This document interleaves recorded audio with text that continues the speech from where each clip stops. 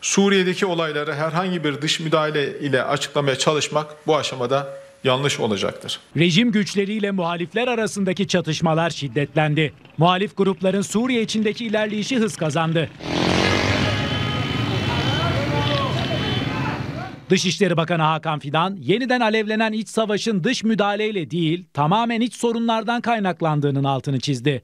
Muhalefetin meşru taleplerinin göz ardı edilmesi ve rejimin siyasi sürece samimi biçimde dahil olmaması bir hataydı. Son gelişmeler Şam'ın kendi halkıyla ve meşru muhalefetle uzlaşı sağlaması gerektiğini bir kez daha gösteriyor. Türkiye bu yönde gereken tüm katkıyı sağlamaya hazırdır. Orta Doğu'daki kanlı iktidar savaşı sürerken Ankara önemli bir konu ağırladı. Dışişleri Bakanı Hakan Fidan, Beşar Esad'ı ziyaret eden İranlı mevkidaşı Abbas Arakçı ile bir araya geldi. Gündemde Suriye vardı. 2 saat süren görüşmenin ardından ikili kameraların karşısına geçti.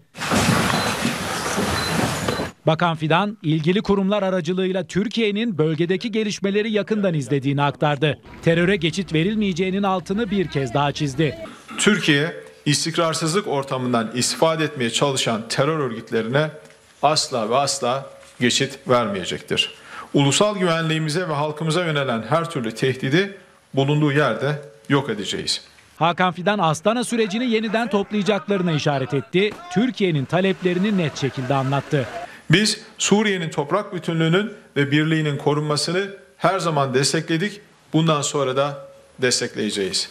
İç savaşın daha da tırmanmasını istemiyoruz. Sivillerin öldürülmesini, şehirlerin ağır bombardımanla tekrar yıkıma tabi tutulmasını görmek istemiyoruz. Mülteci akımının artık durması ve tersine dönmesi fevkalade önemli. Arakçı ise yaşanan gelişmelerin arkasında İsrail ve Amerika Birleşik Devletleri olduğuna vurgu yaptı. Gazze'deki insanlık dramının ve bölgedeki başarısızlığın üstünün örtülmeye çalışıldığını savundu. İran'ın dün olduğu gibi bundan sonra da her zaman Suriye'ye tam destek vereceğini söyledi. یک پروژه به اعتقاد ما صهیونیستی هست و نباید نقش رژیم صهیونیستی رو کسی نادیده بگیره. ما باید به عنوان کشورهای همسایه در این خصوص ما توافق و اتفاق نظر داریم. نباید اجازه داد که سوریه مجدداً به محل امنی برای گروه‌های تروریستی تکفیری. Suriye'deki istikrarsızlığın sonuçlarına da değindi İranlı bakan. و ضربه به اقتصاد و مردم سوریه آثار این مشکلات میتونه به همسایگان سرایت. سوریه مرکزی برای گروه‌های تروریستی باشه. در این خصوص ما توافق و اتفاق نظر داریم.